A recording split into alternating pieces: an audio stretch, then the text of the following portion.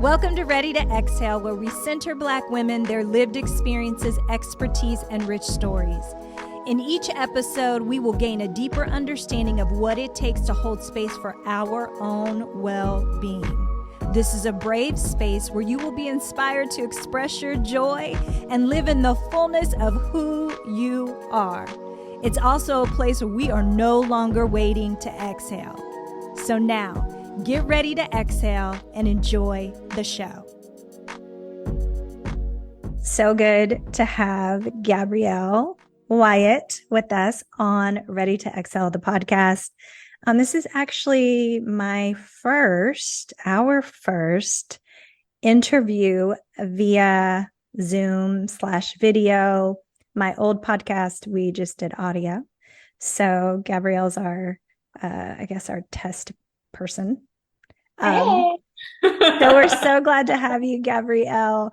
You're literally one of my favorite people. And so I'm excited to have you on the podcast and just have a conversation that we get to share with people, because we always have amazing conversations. And I'm excited to just have you on Ready to Exhale, the podcast, to talk all things about what you're doing, how you're centering Black women, which is what we're doing at Exhale. So yeah, tell us a little bit about you, what you do, what you holding down over there. Well, thank you for having me, Highland sister. Because we need this, right? We need to exhale. Mm-hmm. For our listeners, as we were getting ready to press record, I said, I actually had like 2 bouts of insomnia a few nights ago, and I was blaming it on the retrograde. But another human who I love in my life said that her astrologist said that this moon has us looking deeply inward and asking what is still beneath the surface. And so I think about that when I think about Ready to Exhale, is that we are always in need of an exhale. Mm-hmm. And my wish, one of my greatest hopes, is that Black women can have luxurious exhales, right? Mm-hmm. Not just the exhale for the sake of breathing, right? But can you have an exhale that is luxurious? I think that is the beauty of what you are building, Katara.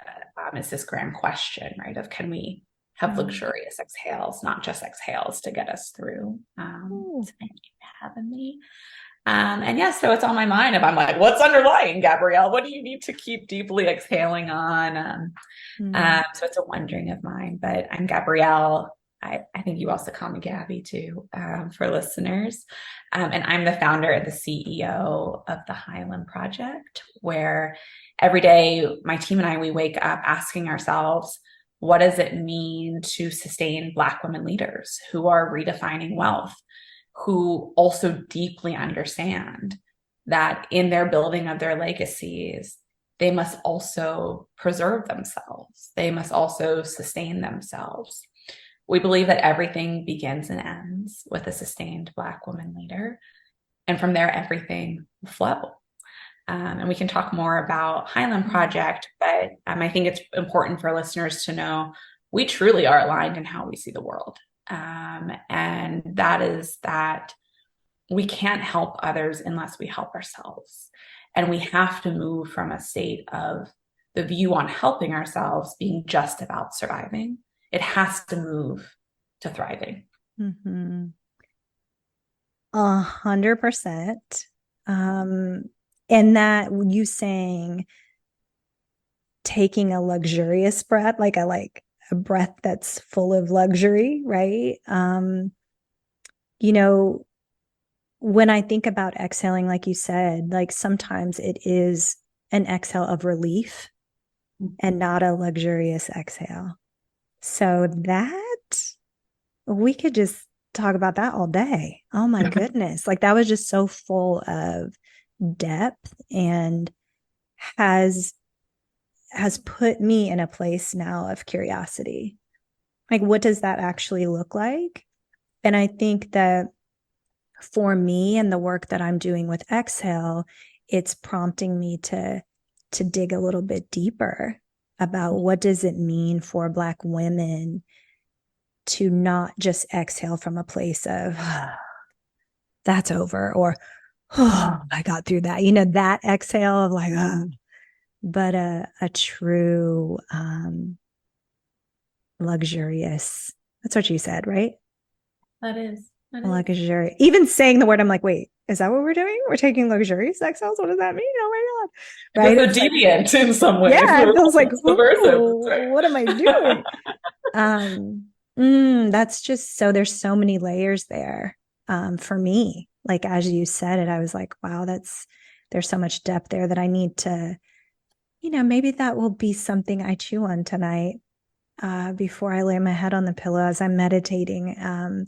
How can I take a luxurious exhale and not an exhale of, oh, that's over. Oh, I made it through that. Or, that's annoying. Or that was harmful. That's right. Yeah. I mean, I think I've been thinking about it a lot. We just had our anniversary, as you know, at Highland. It's quickly become 3 years as a founder and entrepreneur. And I'm so clear that in our moments as a team, when we're at our peak, right, where there's peak activity, or we're heading into a 6-week-long winter rest, I'm so clear at this point, we can't enter those periods burnt out, nor can we enter them with one tank of proverbial gas. Like that is where I am really excited about where I am as an individual in my exhale or my sustainability journey, is really being clear it's not about one tank of gas. And instead it's about what are the intentional practices and decisions that I'm doing in the moments of more natural stillness, right? It's summertime as we're recording this. It's usually not as harried, right, in our work environments. How am I taking the time when it's quiet to understand those are the moments to start creating tank number 2 and tank number 3, so that when our winter break comes, I'm not just sleeping on my couch that whole time, which is totally acceptable to take a day to binge and watch TV, right? But I know that rest has to be so much more than sleep, right? And I don't want to go in disrepair anymore. I don't want to go in disrepair anymore. So as I think about luxurious breath, I think it reflects my journey in shifting from sleep as rest, right, to, we rest for productivity. We don't. Like, we rest because our lives depend on it. And it's not just that our lives depend on it. What Highland has shown me is that when we rest, our greatest dreams about our legacy really do begin to download. They really do begin to download. And I don't know, it really is, it's not meant to sound preachy or that I've figured out.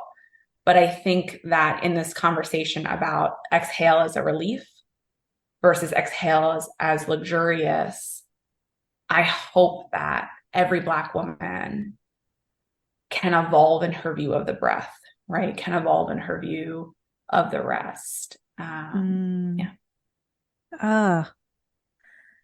Oh, you on one today, honey. Just dropping the wisdom, honey. The t-shirt says it all. Oh, yes to all of that. Yes to all of that. There's just so much there. Like when you all take your breaks, literally even calling it, like going in to break, rest, right? Like you're going in not with an empty tank, or if one tank's empty, they're all not empty. And usually Black women are running on E, not because we're necessarily getting up and choosing that, but because our society extracts from us so much that's at times what happens.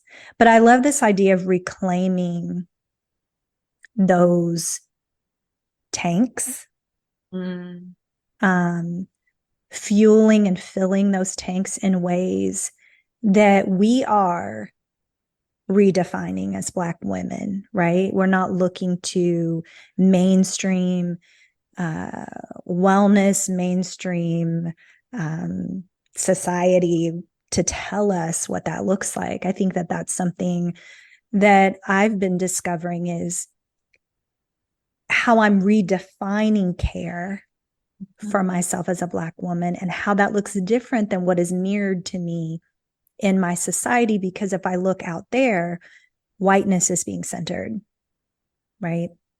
And so I love this, the metaphor of the tanks and going into your breaks and rest mode, not depleted, but as an opportunity. Like you're not like, and like you said, in sleeping every day, all day while you're on break, which, like you said, is okay if that's what you need and what you're choosing, but it can be more than that. And that can be a moment of imagining and creativity, and like so many things can happen when we reclaim that time, when we reclaim those tanks, when we reclaim what care and nurturing and self-care looks like for us, and that we're not looking out there for the world to tell us what that looks like, or because it doesn't fit, because whiteness is being centered, right? And so yeah, there's just so many layers to the, you got me thinking on this. I'm like, oh, we just jumped right in. I said, can you introduce yourself? And you were like, boom, boom, boom. And then bam, bam, bam. And I'm like, you got me like, oh, there's so many things that I can just ponder and think on. And We'll do a part two. we must do a part two. After the exhale. So good. It's so good. I want you to share, you said you're the founder of the Highland Project. I'd like you to dig into a little bit into your story, how the Highland Project came to be. What was your journey to get there? And yeah, how did the idea, all of the things that Highland is, started, I'm sure, with an idea or someplace in your heart. So tell us about that journey to launching, creating the Highland Project. Well, I had to first give credit to my family, my chosen family. You met her, my grandma Ruth, who turned 100 this year. She is the matriarch of our family, and I certainly have been in deep relationship and inquiry with understanding how her presence has impacted me over time, right? And what I've seen. And I think been thinking a lot about the continued attacks against accurate history being taught, against our worthiness of being in universities. And I think about all that she has seen, right? And I think about being born into a world in 1923 that was deeply segregated, but also was the beginnings of the Harlem Renaissance and the honoring of the Black soul and expression. There must have been seeds that Grandma Ruth planted in me about the necessity of nourishing the Black soul and expression.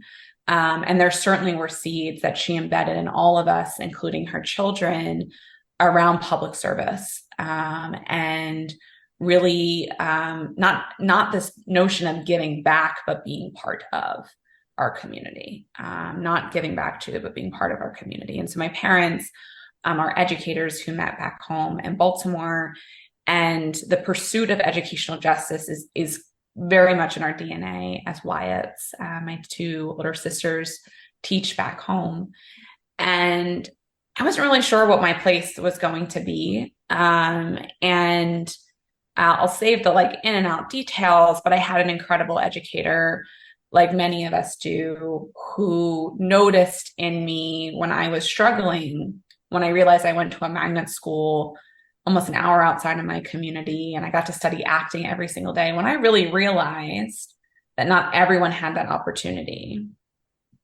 I was angry.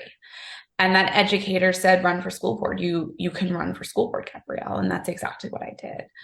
And when I got onto school board, I had a superintendent, a Black male superintendent, who was the first to disaggregate the data and show what the true opportunity gaps were, who deeply valued the voice of the next generation and taught me what co-powering was. We traveled the district my senior year of high school, listening to everyday kids about their visions and dreams for their legacies and what the barriers were.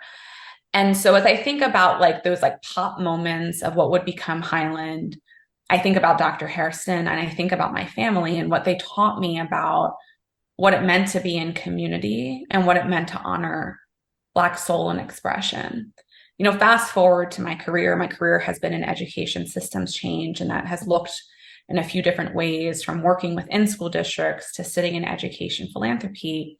And I think in the end, in that seat of philanthropy, I went in because I know that money is a form of power. Money is a form of power. And for decades, we have been underinvested in as Black women, social change leaders, in the power building work that we do. And I had this question as New York was going through its first shutdown, and I was working with my grantees of, one, what will happen if these leaders truly burn out? What will happen? What will happen to them as humans? What will happen to their families? What will happen to their legacies? True, then what the hell is going to happen to the prosperity of this nation, right? And our ability to not just recover, but truly realize thriving Black communities. And while everything didn't elegantly like flow from there, I began to really understand that a superpower of Gabrielle's is moving resources. And what I continuously saw in philanthropy was that Black women were invested in as fuel for short-term outcomes rather than as humans sustaining long-term change. When I began to get more clear on that, I said, what would it look like if we invested in Black women across sectors and generations, all leading structural change, all asking, how do we create thriving Black communities? How do we create multi-generational wealth? How do we do that with our humanity at the core? And so every year we've invited 15 leaders to join our coalition. We deeply invest in their personal sustainability. We deeply invest in community care. And then we put our money where our mouths are. After their experiences with us, as you know, there's capital. And we start with capital last because we believe the most important thing to start with first is our rest. So if we rest, right, if we remove the false and real sense of urgency, then we can begin to get clear on what we really want, what legacy we really want to leave behind. So powerful. I can hear legacy in the birth of the Highland Project, that I can hear your grandmother, your father, right? I can hear ancestors coming through, that this is bigger than you, right? That this is legacy that you're building and investing in Black women's legacy. And boy, did we rest. I'm a part of the inaugural cohort for all of our listeners out there. I was chosen to be a part of the inaugural cohort. And I talk about the Highland Project all the time, that it really did create space for me to imagine and reimagine my legacy, my vision. I felt pretty clear on what I was doing around Exhale and the app, and this is what I'm doing. This is what I'm going to use the capital for. You know, this is exciting. And when the Highland Project created space for me to rest and space for me to tap in to my imagination, it got bigger. It became bigger than the app. And so there's so much power in resting. I think that even from the top of this conversation has been a thread already of like pulling back, and how there's so much power in rest. There's power in um, fueling yourself, filling yourself, finding, and not just feeling like you have to do that alone, right? But doing that in community with, and being able to kind of pump the brakes so that you have room and space. And some people can't do that right now, right?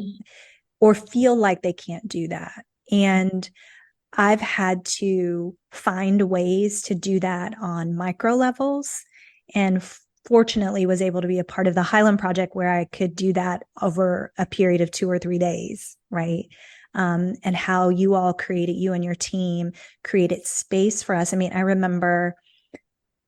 don't even remember where we were, but I remember the first day we got to one of our in-person times that we spent together.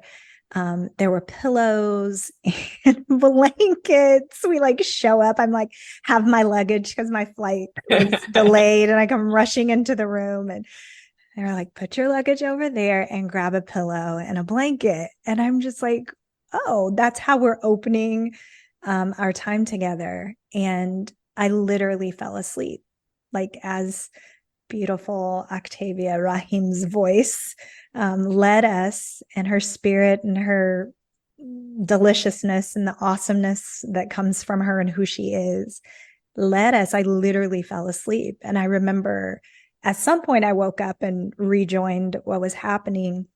But I never really realized how much power there is in rest, and how that really opened my imagination, opened my dream space to be like, oh, and a lot of other things happened. You challenging me to think about my legacy 7 generations from now, which really challenged me because I'm still reaching back a generation to take care of my mother. So it's hard to imagine 7 generations from now. I'm like reaching back and looking at the generation, my kids, and you challenging me and providing a space of rest really allowed me to realize that exhale is more than an app. Like, this is a movement, and there's so much power in rest. So my listeners, Black women, if you're listening, go take a nap. Maybe later today or tomorrow, or kick your feet up. And like my grandmother used to do when we were kids, she would just rest her eyes. She would rest her eyes. She would kick her feet up, and we thought she was sleeping, and we would start cutting up as kids because we're like, Granny's asleep. Let's do all the things we're not supposed to. She would be like, you think I'm asleep? I'm just resting my eyes. And I realized as an adult that there's so much wisdom in that, right? She would be in her little recliner, just resting her eyes. And I think that there's power in that we need to rest our eyes. As Black women, we have everyday stressors, and those stressors are compounded by systemic racism. This stress weathers our mental and emotional health. It's imperative to move this stress out of our bodies so we can live healthier and happier lives. Exhale app is a resource to partner with you in your well-being journey. To download, go to the App Store and Google Play. Now, let's get back to our episode. To any Black person, everyone immediately will be like, yeah, a grandparent, however you define that. Up in that. Like, I think about In Resistance, in her opening chapters, Trisha writes about that. I think about to my grandmother, and my father, like, we all thought they were in deep sleeps, but they were right? They were doing a download. And I think about, a few moments ago you named, right? Like, we often do have to breathe just to get through the day, right? And we were taught that. That is what your grandmother taught you, I believe, right? I believe that's what my grandmother has taught me and my father, that we do have accessible and ancestral knowledge in our bodies about what it means to nourish ourselves. And we do live in a reality where Black women do not feel safe to exhale. And I think a part of your legacy that I've had a window into, right? Is like, what does it mean to democratize exhaling, right? What Mm, does it mean to ensure that wealth, however you define it, isn't the barrier to being on a journey from moving from like feeling safe enough to exhale to then feeling like you have the tools and knowing you have the tools to step into that luxurious breath. absolutely. Absolutely. That's why we exist, right? We want an easy, accessible resource for Black women that they can reach to. It's not the only resource, right? I encourage my clients, I coach Black women, I encourage them, like, get you a toolbox. What's in your toolbox? You know, is your therapist in your toolbox? Do you have a therapist in there? Do you have a coach? Do you have Excel app? You know, do you have places of rest, right? Do you have places that are brave, safe places? Like, what's in your toolbox? And I encourage them to get Excel app. Make sure Excel app's in that toolbox. So yeah, And definitely. you can just have a piece of paper and pen. Mm-hmm. Say, what are all of the things that I'm doing right now that are depleting me? Mm-hmm. And circling one and saying, this is the thing I'm going to work on taking off of this list, right? Mm-hmm. Like as we enter year 3 of Highland, I am so much more clear that this is about naming what comes off of the depletion list for us as Black leaders and women, Mm-hmm. and being really clear on that. And yes, having a sisterhood of folks to say, be my accountability partner. But I just want listeners to know, like, if you have a paper and pen, you can rest. If you have a paper and Mm-hmm. pen, you can rest. So powerful. What's depleting me? Circle one, get it off the list. And sometimes that's really hard for us to do Hands because down. we've not centered ourselves, right? We've allowed, and I mean, I say allow. I mean, our society is set up again to extract from us. And so, you know, and this nation was built on our backs and right, takes, and demands more and demands more. And so circling one thing and saying, okay, can I move that off the list? Sometimes we feel guilty. Sometimes we feel like we can't or how. And that's really a practical way that you can sit with and really think about, like, okay, there's a list of things, but this one thing, how can I move this off of the depletion list? How can I move this off the list that's extracting from me, that's not giving back? There's not an exchange, right? I was talking about the Highland Project today. I had coffee with a friend of mine, and I was like, it's, I spent most of my career in a nonprofit role as a leader.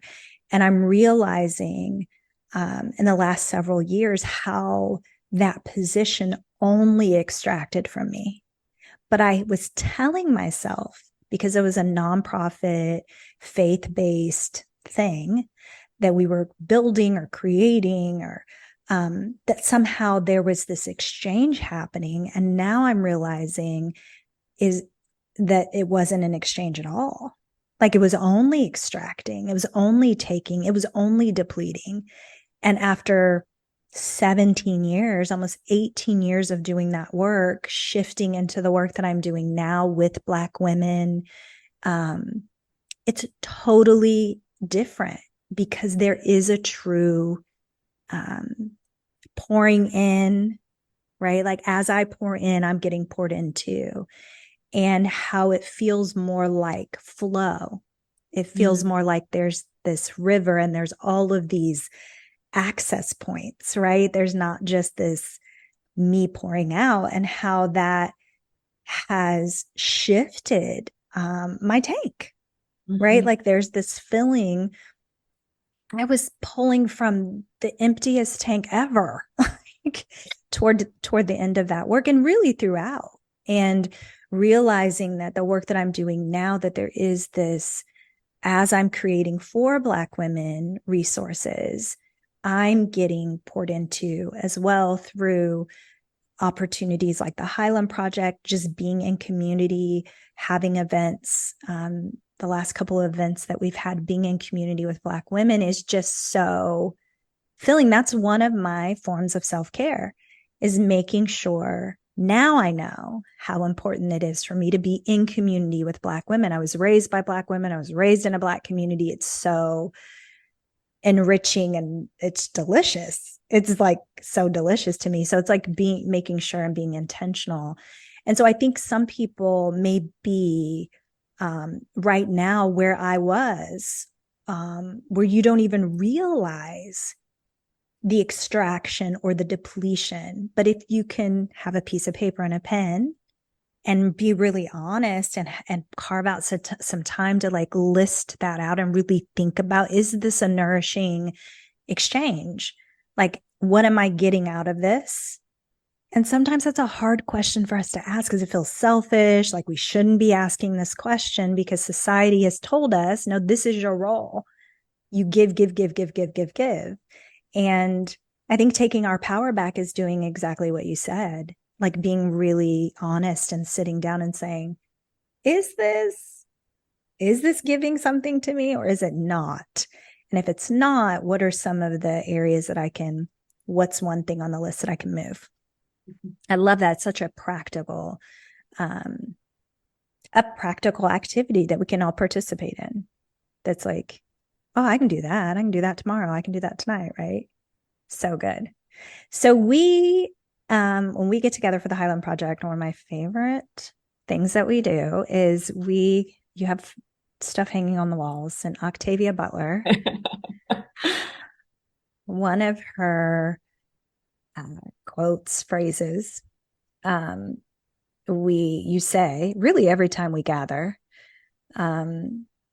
that all that you touch, you change. I don't have my glasses on, so I'm squinting, guys.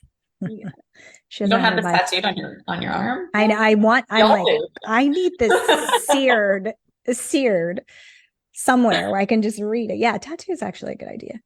All that you touch, you change. And all that you change changes you. So, Gabrielle, I'm interested how doing this work has changed you.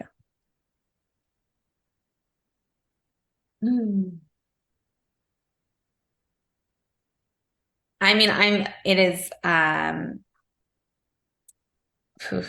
speechless for once in this conversation. It's like in so many seen and unseen ways, and unseen even to me, ones that I won't know yet. But I think the first is, I think arguably really for the first time, except for when I was on school board when I was 17, like just feeling confident in like my leadership and taking up space is how it has changed me. To be in a circle, particularly with cohort 1, when we all were co-architecting, right? This vision that was, created in a pandemic together. And I think to feel seen, to feel like not only could we receive feedback as humans or as a CEO, but actually like get to the right answers together of what we wanted to leave behind, known as the Highland Circle. That has felt like really different for me. And it's felt very different to not be in a space where it's crabs in a barrel as Black women. And I knew that place could exist, right? But you would never know when and how and true could it happen, right? And I think it took everyone in that circle to ensure that we actually could unlearn and not bring into the space our representatives who have had to protect us for so long. It has certainly changed me in trusting a nonlinear process. I can't recall if it was in a Highland Circle or in a one-on-one conversation with Octavia that she said, if you know the full next footstep, if you can see the full next footstep, you're doing something wrong. And I used to lead and be a part of organizations that led so much in that way. And that's not to say you can't have like a project plan and all that good stuff, right? Like, sure. But it was to say, like, the smallest things are the biggest transformations. And you've got to let the unfolding happen. And I really was challenged in how funding flows at Highland to leaders. I really had challenging moments in that first cohort of being like, oh, should I push people harder to make their decisions? And because I was, birthed in a world of philanthropy that really cared much about learning really quickly, was something working or not, right? And so I think it changed me in beginning to trust, and I am trusting nonlinear journeys. I'm trusting that small change actually is the change I care about, because I believe it has the ripple effects. And it's changed me in knowing like it is a master narrative, and it is one that too often we have lived out, of being crabs in a barrel. And it is just that, like, we can unlearn it and we can redefine and step into the spaces that we want for ourselves to thrive in. Yeah. That's beautiful. I definitely learned that too with you. It was an entirely different experience, that there was no space for, there just wasn't, that never came up, the crabs in the barrel. There was just a holding of space for each other and where we were, because everybody's in a different stage with their legacy, with their vision, with their mission, with their business, with their idea, with their work, their career. There's different ages, right? So it was just really beautiful to be, again, I was talking about it this morning with a friend of mine, and how you all created space for that. And that was a learning, I think, I know for me and others that I've talked to that's part of cohort 1, and how beautiful it is to be in those types of spaces where there's room at the table for all of us. So yeah, what a learning. And it was, I think it stretched me. It stretched that inner part that wants to kind of buck, just be like, like you said, that protective, I call it that protective armor that we're forced to wear all the time. We could leave it at the door. And I realized how heavy it is. It's so heavy to carry that around all the time. And we just didn't have to do that in those spaces that you created with your team and with us. So it's pretty magical. Can we go redo it again? Anyway, maybe. Soon enough. Next question. We're running out of time, so I have a few more questions for you. We did the State of Self-Care for Black Women report where we surveyed over 1,000 Black women around their mental, emotional, physical health. Exhale did that. Side note, Gabrielle brainstormed with me. It was like, maybe you should do a report. Maybe you should do a survey. I was like, yeah, I should totally do a survey. So thank you for that. We did it. And with the support of the Highland Project and our funding, we're able to execute it. So, and we're so grateful. I'm grateful to you for really challenging me around that, and being able to have this data has been huge. And, I wasn't surprised by what Black women said, but it's good to have this data to say, okay, resources like Exhale is needed, right?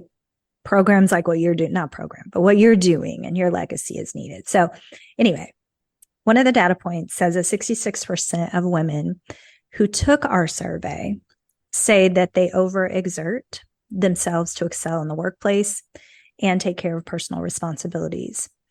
Have you overexerted yourself in previous roles that you've been in your work? And if so, how do you resist overexerting yourself in the work you do now? So I'll actually say like how I noticed last year I overexerted myself in YouTube, founder CEO. And that was one of the greatest, we don't say what happens in Highland Circle, but I will say one thing I said in the early Highland Circle was I'm a great chief of staff. I can help chief of staff you all in realizing legacy vision. You're really good at it. Thank you. And that's not sustainable. Right. And so I Right. think there was a point last year, right, where it was like I was chief of staff and like a lot of people in my life Mm-hmm. related to Highland and not, right? Mm. I am a wife, I'm an auntie, I am a daughter. I love to cook, I love to hold community. So I was like chief of staff and everyone. I was trying to cook great meals for everyone and be present for so many moments I had missed and shutdowns, right? And last fall, I was like, you know what? I'm gonna like try marathon training, not because I want to run the marathon, but because I like want to experience, I'm a nerd, like the science of it and know, like continue to learn my strength.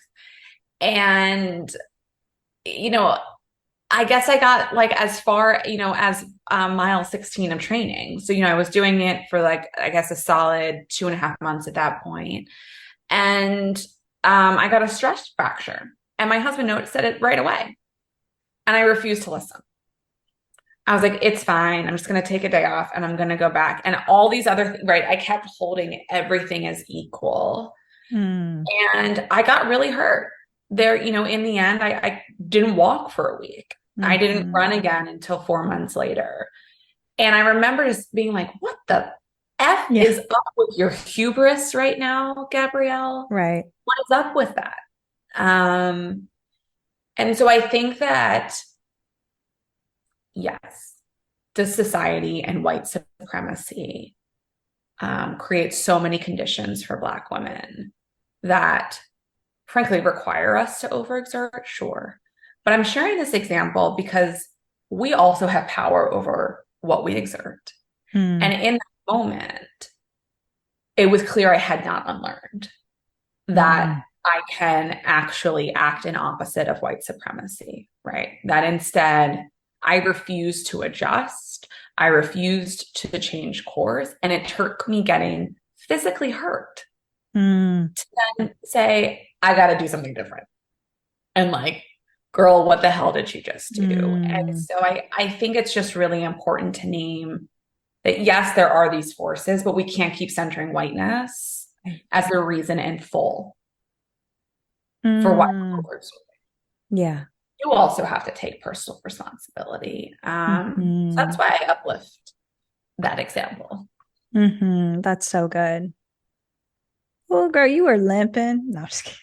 I was limping. I remember being on the phone You with you and you remember? said, if I sound slightly breathless, my thigh's been bothering me. And then it Yeah. was like a week later or so. And you were like, how are you doing? And I was like, actually, I'm not running right now. Like there were so many warning signs. Yeah. And when I think about previous roles, there were so many warning signs in the work, right? Of either sleepless nights, right? Of breakouts, of losing weight because I was anxious, like all those things. And the things that I believe never lie are how your body responds to threats and pleasure, your bank account and your calendar. And like those will realign you if you take those moments to exhale, to pause and reflect. Yeah. So good. I'll stop my soapbox. And I'm glad your foot's better because you ran today. I ran 6 miles this morning. It was great. You ran. I call them joy runs. Yes. Like that's You've shifted. You've shifted. Right. Yeah. What are some of your, first of all, how do you define self-care? And what are some of your self-care practices? If Octavia is listening, she'll know I actually I have a strained relationship with the word care. So she might be laughing and asking, what is she going to say right now? I think about self-care as how am I nourished? Increasingly, I've been thinking about it as how am I a sustained expression of creation? And so when I think about self-care, my journey first started as like, oh, sweat fitness is self-care. I quickly moved on from that. As you know, I like to sweat, as you just heard, but it is just one part of my definition of nourishing. I love to read. I love to go on walks. I have a blog, as you know, about my journeys in nature. I love to be in community just like you. I like to create those spaces and be part of those spaces, host those dinner parties. I love to practice yin yoga. I love Mm-hmm. to lay down with either classical music playing or jazz or no music at all. I think increasingly that care or nourishment means to me is like just deeply listening to what your body's asking for. Mm-hmm. And I'm trying to remove shame or judgment from what's being asked. In Mm-hmm. Beautiful. So beautiful. What a beautiful conversation. I love, I always love talking to you. And as you said before I hit record, I'm in Indiana for our listeners that don't know that. And my allergies are on fire today. And you said that I have my late night voice. Sweet red wine, slow jazz, R&B. Slow jazz R&B. FM I mean, 105. I do. I keep hearing myself in these headphones. I'm like, I do have a late night deep voice. But thank you so much. I love having conversations with you. I'm really excited for our listeners to get to hear wisdom from you, and that you were able to willing to take time to chat with me and to be on Ready to Exhale, the podcast. If people want to read your blog or follow you, what's the handles? Where do they find you? And yeah, tell us, drop the handles. Yeah, have a good time with us at the Highland Project. We're at Lead Highland on Instagram. And my blog is thestillnessranger.com. It's also on Instagram as at thestillnessranger. Awesome. Be sure to follow Gabrielle, all the good work she's doing. Get the blog, read the blog. It's beautiful. It's amazing. You won't be sorry. Follow Stillness Ranger, follow the Highland Project on Instagram. And thank you, my sister, for being with us today. This was a joy and a pleasure. Yeah, listeners, until next time, keep exhaling. Exhale is a social movement prioritizing the overall well-being of Black women. You can join our movement by subscribing to this podcast and downloading Exhale app, and by continuing to prioritize yourself and your well-being. Keep taking deep inhales and long, long exhales. Until next time.